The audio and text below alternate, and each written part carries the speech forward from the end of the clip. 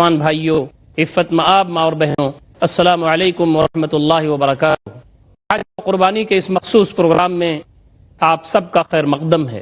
حج اسلام ایک ستون ہے، ایک فریضہ ہے، اور ہر وہ شخص جس کو اللہ رب العزت نے اللہ کی زیارت اور وہاں جانے کی استطاعت دے رکھی ہے، اس پر فرض ہے کہ وہ زندگی میں ایک بار اللہ رب العزت کے گھر کی زیارت کر لے، حج کے فریضے سے سبکدوش ہو جائے۔ نبی اکرم صلی اللہ علیہ وسلم نے دین کے جو 5 ستون بتائے ہیں، اس میں حج بھی ایک ستون ہے۔ نبی اکرم صلی اللہ علیہ وسلم کا ارشاد ہے، بنی الاسلام علی 5: شہادت اللہ الہ الا اللہ وان محمد رسول اللہ واقام الصلاۃ وایتاء الزکاۃ وصوم رمضان وحج البیت۔ دین کے 5 ستون ہیں، جس میں شہادتین، نماز اور زکوٰۃ اور روزے کے بعد نبی اکرم صلی اللہ علیہ وسلم نے جو 5واں ستون ارشاد فرمایا وہ حج ہے۔ محترم ناظرین کرام، نبی اکرم صلی اللہ علیہ وسلم نے 10 ہجری میں حج فرمایا۔ حج 9 ہجری میں فرض ہوا، اور جس سال یہ فرض ہوا اس سال نبی اکرم صلی اللہ علیہ وسلم نے حضرت ابوبکر رضی اللہ عنہ کو حج کا امیر بنا کر کے بھیجا تھا، اور اس سال مشرکین بھی شامل تھے حج میں، لیکن آپ نے سال حضرت ابوبکر رضی اللہ تعالیٰ عنہ کے ذریعے اعلان فرما دیا تھا کہ اب اس سال کے بعد مشرکین حج میں شریک نہیں ہو سکیں گے۔ یہ اللہ تعالیٰ کا پاک گھر توحید کے لیے اور اللہ رب العزت کی عبادت مخلص ہو کر کے کرنے کے لیے یہ گھر بنایا گیا ہے۔ یہاں پر اب شرک نہیں چلے گا، مشرکین نجس ہیں، وہ اس سال کے بعد اس گھر کے قریب نہ آئیں۔ اور اگلے سال نبی اکرم صلی اللہ علیہ وسلم نے حج کیا۔ نبی اکرم صلی اللہ علیہ وسلم کا جو حج ہے وہ ہمارے لیے نمونہ ہے، اور آپ صلی اللہ علیہ وسلم نے اس حج میں یہ فرمایا تھا، خذوا عنی مناسککم، مجھ سے تم حج کے جو طریقے ہیں وہ لے لو۔ اور نبی اکرم صلی اللہ علیہ وسلم نے حج کے سلسلے میں ایک ایک بات چھوٹی بڑی ساری تفصیل کے ساتھ بیان فرما دی تھی، اور اس کے ساتھ ساتھ آپ نے یہ بھی فرمایا تھا کہ ہو سکتا ہے کہ میں اگلے سال تم سے اس مقام پر نہ مل سکوں۔ محترم ناظرین کرام، نبی اکرم صلی اللہ علیہ وسلم کا حج پہلا حج ہے اور وہی آخری حج ہے۔ نبی اکرم صلی اللہ علیہ وسلم کے حج حجۃ الوداع کہتے ہیں، یعنی آپ صلی اللہ علیہ وسلم نے جو حج فرمایا، آپ پھر اس کے بعد آپ نے حج نہیں کیا اور آپ اللہ تعالیٰ کو پیارے ہو گئے۔ نبی اکرم صلی اللہ علیہ وسلم نے عرفات کے میدان میں ایک عظیم الشان خطبہ دیا تھا، وہ خطبہ غیر معمولی اہمیت کا ہے، خطبہ حجۃ الوداع کے نام سے وہ خطبہ مشہور ہے۔ نبی اکرم صلی اللہ علیہ وسلم نے اس میں جو اہم باتیں ہو سکتی تھیں سب کا احاطہ کر لیا تھا، اور آپ صلی اللہ علیہ وسلم کو خطبہ چونکہ خطبہ حجۃ الوداع تھا، اس لیے نبی اکرم صلی اللہ علیہ وسلم نے اس میں وہ ساری اہم باتیں جو انسانی سماج کے لیے ضروری ہیں اس کا تذکرہ آپ نے اس میں کیا ہے۔ ہم آج کے اس پروگرام میں اس خطبے کے بارے میں غور و فکر کریں گے، دیکھیں گے کہ نبی اکرم صلی اللہ علیہ وسلم نے اس خطبے میں کیا ارشاد فرمایا ہے۔ نبی اکرم صلی اللہ علیہ وسلم عرفات کے میدان میں آپ نے خطبہ دیا تھا، اور وہ خطبہ 1,00,000 صحابہ کرام کے درمیان آپ نے دیا تھا۔ آپ نے خطبہ ارشاد فرمایا، الحمدللہ نحمدہ ونستعینہ ونستغفرہ ونتوب الیہ ونعوذ بہ من شرور انفسنا ومن سیئات اعمالنا، من يهده الله فلا مضل له ومن يضلل فلا هادي له واشهد ان لا اله الا الله وحده لا شريك له واشهد ان محمدا عبده ورسوله۔ حمد و ثنا شروع میں نبی اکرم صلی اللہ علیہ وسلم نے پیش فرمایا، جس میں اللہ تعالیٰ کی حمد بیان کی اور اللہ تعالیٰ سے مختلف جو برائیاں ہیں نفس کی اس سے پناہ مانگا نبی اکرم صلی اللہ علیہ وسلم نے، اور اس کے بعد یہ فرمایا کہ اللہ تعالیٰ جس کو ہدایت دے دے اسے کوئی گمراہ نہیں کر سکتا، اور جسے اللہ تعالیٰ گمراہ کر دے اسے کوئی ہدایت نہیں دے سکتا۔ اور اس کے بعد آپ نے وہ شہادتین پڑھا، اشہد ان لا الہ الا اللہ وحدہ لا شریک لہ واشہد ان محمدا عبدہ ورسولہ، گواہی دیتا ہوں کہ اللہ کے علاوہ کوئی معبود نہیں اور محمد اللہ کے رسول اور اس کے بندے ہیں۔ نبی اکرم صلی اللہ علیہ وسلم نے اس کے بعد فرمایا، اوصیکم عباد اللہ بتقوی اللہ، اے اللہ کے بندو میں تمہیں اللہ کے تقوی کی وصیت کرتا ہوں۔ نبی اکرم صلی اللہ علیہ وسلم کی جتنی بھی گفتگو ہوتی تھی، اور آپ صلی اللہ علیہ وسلم کی جتنی بھی تذکیر ہوتی تھی اور جتنی بھی تقریریں ہوتی تھیں، اور آپ صلی اللہ علیہ وسلم کی جتنی بھی وعظ ہوتے تھے، اس میں ضرور نبی اکرم صلی اللہ علیہ وسلم اللہ کے تقوی کی نصیحت فرماتے تھے۔ یہاں بھی نبی اکرم صلی اللہ علیہ وسلم نے ارشاد فرمایا کہ میں تمہیں اللہ کے تقوی کی وصیت کرتا ہوں۔ محترم ناظرین کرام، آپ جانتے ہیں کہ ساری چیزوں کی جو اصل اللہ تعالیٰ کا تقوی ہے، اور اللہ رب العزت کا تقوی اگر نہ ہو، اس کا خوف نہ ہو، اس کی خشیت نہ ہو، اللہ تعالیٰ کے راستے میں اگر اخلاص نہ ہو تو ساری چیز آدمی کی بیکار ہے۔ اور آگے فرمایا وَأَحُثُّكُمْ عَلَىٰ طَاعَةِ اللَّهِ، میں تمہیں ابھارتا ہوں، میں تمہیں ہمت دیتا ہوں اللہ تعالیٰ کی اطاعت پر، تمہیں اللہ تعالیٰ کی اطاعت کرنی چاہیے۔ وَأَسْتَفْتِحُ بِالَّذِي هُوَ خَيْرٌ، اور میں آغاز کرتا ہوں اس چیز سے جو خیر ہے۔ اس کے بعد نبی اکرم صلی اللہ علیہ وسلم نے فرمایا اما بعد ایھا الناس، اے لوگو، اسمعوا، تم سنو، ابین لکم، میں تمہیں کھول کھول کر کے چیزیں بیان کر رہا ہوں، فانی لا ادری، مجھے نہیں معلوم، لعلی لا القاکم بعد عامی ھذا، کہ میں اس سال کے بعد تم سے نہ مل سکوں۔ نبی اکرم صلی اللہ علیہ وسلم کو اللہ رب العزت کی طرف سے اشارے ہو گئے تھے، جس کی وجہ سے نبی اکرم صلی اللہ علیہ وسلم فرماتے ہیں ہو سکتا ہے کہ میں تم سے اس سال کے بعد نہ مل سکوں، فی موقف ھذا، اس جگہ، ایھا الناس، اے لوگو، ان دماءکم واموالکم واعراضکم علیکم حرام، اے لوگو، بے شک تمہارا خون اور تمہارا مال اور تمہاری عزتیں تمہارے اوپر حرام ہیں، الی ان تلقوا ربکم، یہاں تک کہ تم اپنے رب سے ملاقات کر لو، حرمت یومکم ھذا، آج کے دن کی حرمت کی طرح، شہرکم ھذا، آج کے مہینے، فی بلدکم ھذا، تمہارے آج کے شہر کی طرح۔ ناظرین کرام، نبی اکرم صلی اللہ علیہ وسلم نے یہاں جو فرمایا وہ یہ کہ تمہارا خون اور تمہارے مال اور تمہاری عزتیں حرام ہیں۔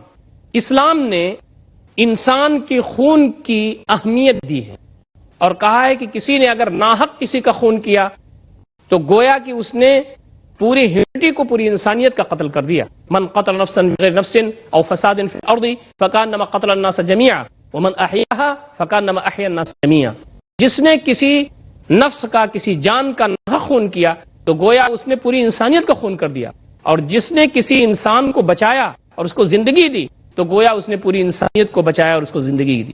تو اسلام نے ناحق خون بہانے کو منع کیا ہے۔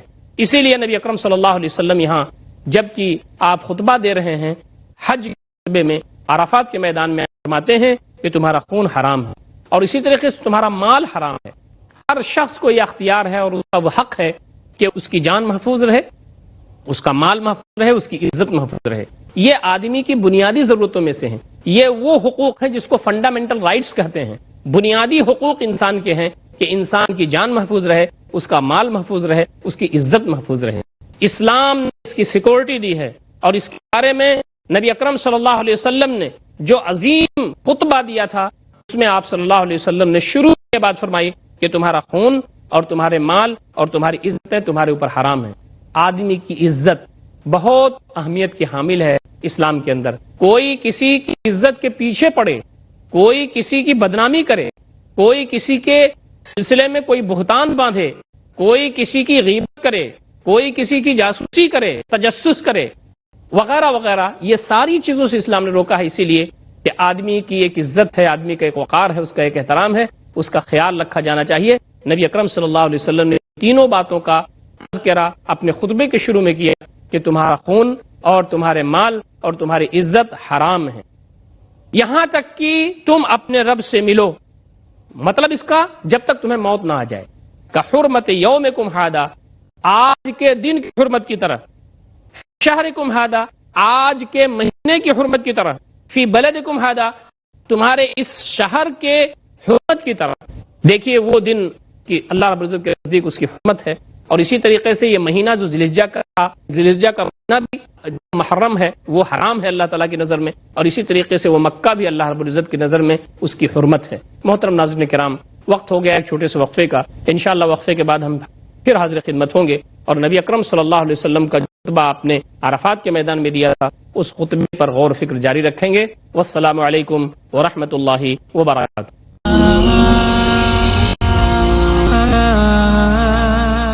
محترم ناظرین کرام، ہم وقفے کے بعد پھر حاضر خدمت ہیں، اور نبی اکرم صلی اللہ علیہ وسلم کا عظیم الشان خطبہ جو خطبہ حجۃ الوداع کے نام سے جانا جاتا ہے، اس غور و فکر کا سلسلہ جاری رکھے ہوئے ہیں۔ نبی اکرم صلی اللہ علیہ وسلم نے آگے فرمایا وَإِنَّكُمْ سَتَلْقَوْنَ رَبَّكُمْ، تم ان قریب اپنے رب سے ملو گے، فَيَسْأَلُكُمْ عَنْ أَعْمَالِكُمْ، تو اللہ تعالیٰ تمہارے اعمال کے بارے میں پوچھے گا، نبی اکرم صلی اللہ علیہ وسلم نے یہ بات بھی ارشاد فرمائی کہ عنقریب تم اپنے رب سے ملو گے. آخرت قیامت بہت دور نہیں ہے. قرآن مجید میں جو آیات ہم پڑھتے ہیں تو اس سے یہ پتہ چلتا ہے کہ بس بالکل قریب ہے. آیا چاہتی ہے وہ کب آ جائے گی کچھ پتہ نہیں ہے. تو فرمایا کہ آخرت واقع ہونے والی ہے, قیامت برپا ہونے والی ہے, تم مرنے والے ہو, اپنے رب کے سامنے حاضر ہونے والے ہو. اللہ تعالیٰ تمہارے اعمال کے بارے میں تم سے پوچھے گا. الا هل بلغت, کیا میں نے پہنچا دیا؟ اللہم اشہد, بار اللہ تو گواہ رہنا. نبی اکرم صلی اللہ علیہ وسلم نے یہ جو باتیں فرمائیں اس کے بعد آپ نے فرمایا کہ الا هل بلغت, کیا میں نے پہنچا دیا؟ جو دین اللہ رب العزت نے مجھ کو دیا تھا, جو زندگی گزارنے کا طریقہ اللہ رب العزت نے مجھے دے کر کے بھیجا تھا, کیا میں نے اس کو تم تک پہنچا دیا؟ اللہم اشہد, بار اللہ تو گواہ رہنا کہ میں نے تیرے دین کو بلا کم و کاست تیرے بندوں تک پہنچا دیا ہے. نبی اکرم صلی اللہ علیہ وسلم نے آگے فرمایا فمن کان عندہ امانہ, کسی کے پاس اگر امانت ہے, فلیودھا الی من ائتمنہ علیہا, تو وہ اس شخص کے حوالے کر دے جس نے وہ امانت اس کے پاس رکھی تھی. امانت غیر معمولی اہمیت کی چیز ہے. کسی نے اگر کسی کے پاس امانت رکھی ہے تو اس کا یہ تقاضا ہے کہ وہ شخص اس کی حفاظت کرے, اس میں کسی قسم کا خردبرد نہ کرے اور اس کو اسے واپس کر دے. جب وہ امانت دار مانگے فوراً اس کو حوالے کر دیا جائے. نبی اکرم صلی اللہ علیہ وسلم نے یہ ارشاد خطبے میں فرمایا. یہ حقوق کی باتیں ہیں کہ نبی اکرم صلی اللہ علیہ وسلم نے کہا کہ اگر کسی نے کسی کے پاس امانت رکھی ہے تو اس کو امانت رکھنے والے کو واپس کر دے. اس کو اپنے پاس رکھ لینا, اس کو غصب کر لینا, اس کو گویا کہ اس میں خرد برد کر دینا, یا اس کو اگر مانگ رہا ہے وہ اس کا حق ہے اس کے دینے میں دیر کرنا, یہ اسلام کی تعلیمات کے خلاف ہے. جو نبی اکرم صلی اللہ علیہ وسلم کا حج کے درمیان جو خطبہ تھا اس میں آپ صلی اللہ علیہ وسلم نے اس کا تذکرہ فرمایا ہے. وَإِنَّ كُلَّ رِبًا مَوْضُوعٌ, نبی اکرم صلی اللہ علیہ وسلم نے کہا جتنی بھی سود کی چیزیں ہیں, جتنے بھی سود ہیں, سب میرے پیروں کے نیچے ہیں آج. وَلَكِنَّ لَكُمْ رُؤُوسَ أَمْوَالِكُمْ, لیکن تمہارے لیے جو راس المال ہوگا, جو بنیادی کیپٹل ہوگا وہ تمہیں ملے گا. سود کے علاوہ جو اصل مال ہے وہ تمہیں ملے گا. اور آگے فرمایا لا تظلمون, تم ظلم نہیں کرو گے, زیادتی نہیں کرو گے. ولا تظلمون, اور نہ تم پر زیادتی کی جائے گی. سود حرام, اور جتنے بھی سود ہیں سب آج میرے پیروں کے نیچے ہیں. نبی اکرم صلی اللہ علیہ وسلم نے سود کو عین الحرام کر دیا حج کے موقع پر عرفات کے میدان میں. قرآن مجید کی تعلیمات بھی ہیں کہ اللہ رب العزت نے سود کو حرام قرار دیا ہے. احل اللہ البیع وحرم الربا, اللہ تعالیٰ نے خرید و فروخت کو, تجارت کو حلال قرار دیا ہے اور سود کو حرام قرار دیا ہے. یمحق اللہ الربا ویربی الصدقات, اللہ تعالیٰ سود کی مت مار دیتا ہے اور جو صدقات ہیں اللہ تعالیٰ کے راستے میں جو چیزیں دی جاتی ہیں, خیرات ہیں, انفاق ہے, اللہ تعالیٰ اس کی افزائش کرتا ہے. زکوٰۃ کی اللہ تعالیٰ افزائش کرتا ہے. تو نبی اکرم صلی اللہ علیہ وسلم نے یہاں سود کو حرام قرار دے دیا اور کہا ہم پیروں کے نیچے ہیں. جو شخص سودی کاروبار کرتا ہے گویا اللہ رب العزت سے اس کا اعلان جنگ ہے. یہ ایسی حرمت ہے اور ایسا گناہ ہے کہ کسی اور گناہ کے بارے میں اس طرح کی بات کہی گئی ہے کہ اس کے سلسلے میں اللہ اس کے رسول کا اعلان جنگ ہے. آپ بتائیں, آپ اس پر غور کیجئے کہ بہت ساری چیزیں اسلام میں حرام ہیں, لیکن نبی اکرم صلی اللہ علیہ وسلم نے اللہ رب العزت نے اس طرح کی بات کہ اللہ اس کے رسول سے اس کا اعلان جنگ ہے, اس طرح کی بات کسی اور گناہ اور کسی اور حرام چیز کے بارے میں نہیں کہی گئی ہے. تو یہ سود کے بارے میں کہی گئی ہے. اس کی شناعت, اس کی قباحت اور اس کے جو بہت سارے مضر اثرات ہیں, دنیا آج اس سے پریشان ہے. کیپٹلزم جس کی بنیاد سود پر ہے, آپ دیکھیے کہ پوری دنیا میں اس کے جو بد اثرات ہیں اس کی وجہ سے پوری دنیا کہہ رہی ہے. تو نبی اکرم صلی اللہ علیہ وسلم نے ربا کو حرام قرار دیا اور آگے یہ فرمایا قضى اللہ انہ لا ربا, اللہ تعالیٰ نے فیصلہ کر دیا ہے کہ سود نہیں رہے گا. وَإِنَّ أَوَّلَ رِبَا, اور پہلا سود أَبْدَأُ بِهِ, جس کو میں ختم کر رہا ہوں, جس کو میں آغاز کر رہا ہوں اسے ختم کرنے کا, ربا عمی العباس بن المطلب, وہ میرے چچا العباس بن عبد المطلب کا سود ہے. نبی اکرم صلی اللہ علیہ وسلم نے پہلے اس کو اپنے خاندان سے صاف کیا اور پہلے اپنے خاندان سے اس کو دور کیا.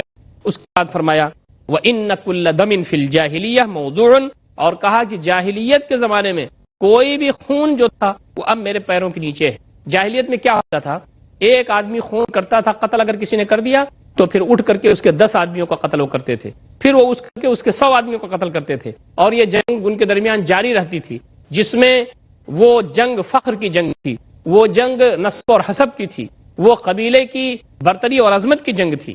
تو نبی اکرم صلی اللہ علیہ وسلم نے فرمایا کہ یہ جو جاہلیت کی رسم و رواج ہے اور جاہلیت کی جو چیزیں تھیں وہ سب میرے پیروں کے نیچے اب ہیں. جاہلیت کا جو ہر خون تھا وہ میرے پیروں کے نیچے ہیں.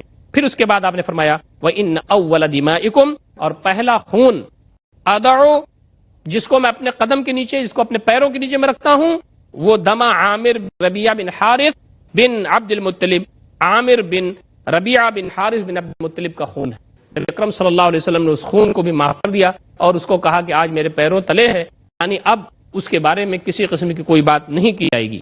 آگے فرمایا وَإِنَّ مَآثِرَ الْجَاهِلِيَّةِ مَوْضُوعٌ، میرے پیروں کے نیچے جاہلیت کے جو رسم و رواج وغیرہ ہیں یہ سب میرے پیروں کے نیچے ہیں. غیر السقایہ والسقایہ، بیت اللہ شریف کی دیکھ بھال اور حاجیوں کو اور بیت اللہ شریف کی زیارت جو کرنے آ رہے ہیں ان کو پانی پینے کا جو معاملہ ہے وہ باقی رہے گا. جو پہلے چلا آ رہا ہے وہ پہلے سے باقی رہے گا.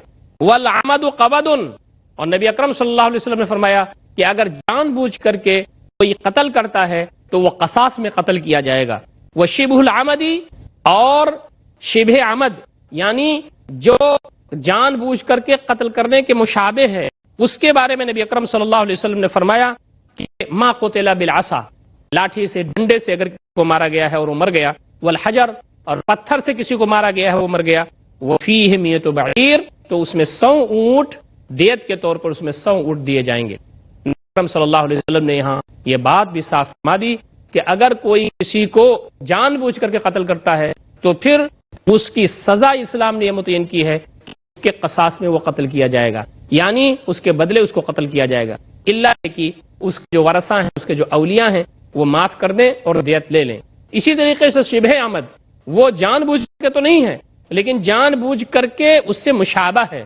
جیسے آدمی کسی کو لاٹھی ڈنڈے سے مارے اور وہ مر جائے تو یہ عمد ہی کے مشابہ ہے، اور اسی طریقے سے اگر پتھر سے کسی کو مارا جائے اور مر جائے تو وہ بھی شبہ عمد ہی ہوتا ہے. اور اسی طریقے سے نبی اکرم صلی اللہ علیہ وسلم فرمایا کہ پتھر اور لاٹھی ڈنڈا اس سے مشابہ چیزوں سے اگر کسی کو مارا جائے اور وہ مر جائے تو وہ شبہ عمد ہوتا ہے. وہ فیہ میۃ بعیر، اور اس میں 100 اونٹ ہے، 100 اونٹ اس کی دیت ہے اور 100 اونٹ اس میں دینا پڑے گا. نبی اکرم صلی اللہ علیہ وسلم نے قانون بنا دیا. آپ دیکھیں کہ انسان کی جو جان ہے اور اس کی جو عظمت ہے اس کو محفوظ رکھنے کے لیے نبی اکرم صلی اللہ علیہ وسلم نے طریقہ بیان فرمایا. آدمی اگر کسی کو قتل کرتا ہے اور اس کے بدلے اس کو قتل کر دیا جائے تو پھر اس میں قرآن مجید نے کہا ہے کہ اس میں زندگی ہے. اے عقل رکھنے والے، تمہارے لیے قصاص میں، یعنی کسی نے قتل کر دیا تو اس کے بدلے تم قتل کر دو اٹھ کر کے اس کو، اس میں زندگی ہے تمہارے لیے. زندگی کا مطلب کیا ہے؟ اگر ایک آدمی نے قتل کیا اور اس کے بدلے دوسرے آدمی قتل کر دیا گیا تو آئندہ لوگوں کو نصیحت اس سے ملے گی، اور کوئی آدمی کسی کو ناحق قتل کرنے کے سلسلے میں 1000 مرتبہ سوچے گا کہ اگر میں نے یہ کام کیا تو اس کے بدلے میرا قتل ہوگا اور میری جان چلی جائے گی. تو پھر گناہ رکتے ہیں، پھر آدمی جرائم نہیں کرتا، پھر آدمی آگے غلط کام نہیں کرتا.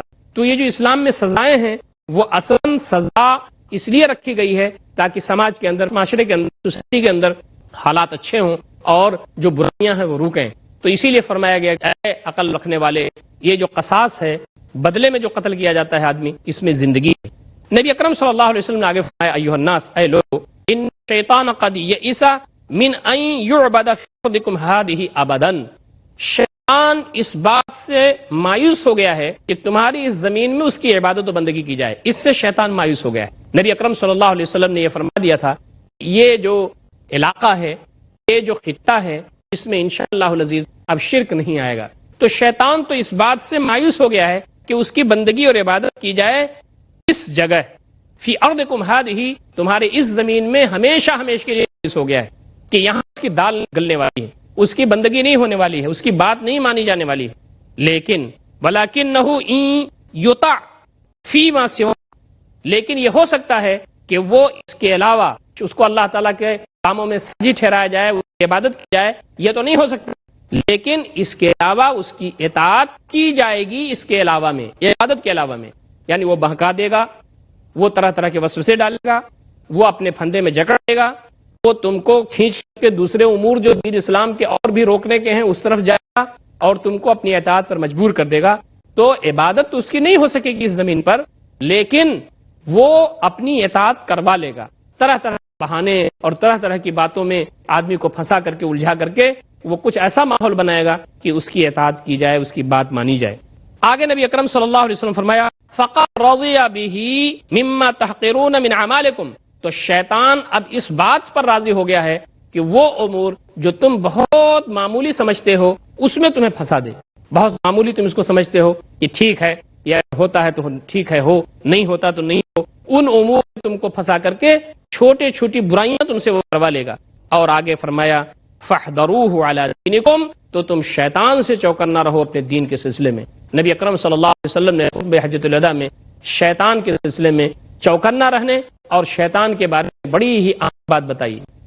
یہ بات بتا دی صاف صاف کہ شیطان مایوس ہو گیا ہے اس زمین پر کہ اب اس کی عبادت کی جائے گی، اس کی بات مانی جائے گی اور اللہ تعالیٰ کے مقابلے میں اس کو پوجا جائے گا، یا وہ جن لوگوں کے بارے میں کہے گا دیوی دیوتا ان کو پوجا جائے گا۔ اب اس کے بارے میں مایوس ہو گیا ہمیشہ ہمیشہ کے لیے، لیکن اس کی اطاعت چھوٹے چھوٹے امور میں کی جائے گی۔ تم جو چھوٹی چھوٹی باتیں سمجھتے ہو اور اس کی کوئی اہمیت نہیں دیتے، شیطان اس میں پھنسا کر دے، اللہ تعالیٰ کی جو مرضی ہے اور اللہ تعالیٰ کی جو خوشی ہے اس سے تمہیں غافل کر دے گا۔ تو نبی اکرم صلی اللہ علیہ وسلم نے فرمایا کہ تم بچو، فاحذروہ، تم اس سے چوکنا رہو، دینکم، اپنے دین کے سلسلے میں۔ محترم ناظرین کرام، نبی اکرم صلی اللہ علیہ وسلم کا جو خطبہ ہے، خطبہ حجۃ الوداع، غیر معمولی اہمیت کا حامل ہے، اور ہماری ذمہ داری یہ بنتی ہے کہ ہم اس خطبے کو سنجیدگی سے سمجھیں، اس پر غور و فکر کریں، اور جو باتیں نبی اکرم صلی اللہ علیہ وسلم نے بتائی ہیں اس پر عمل کرنے کی کوشش کریں۔ اللہ تعالی ہم تمام کو اس کی توفیق عنایت فرمائے۔ قولوا قولی ھذا استغفر اللہ لی ولکم اجمعین واستغفروہ انہ الغفور الرحیم، وآخر دعوانا الحمد للہ رب العالمین، والسلام علیکم ورحمۃ اللہ وبرکاتہ۔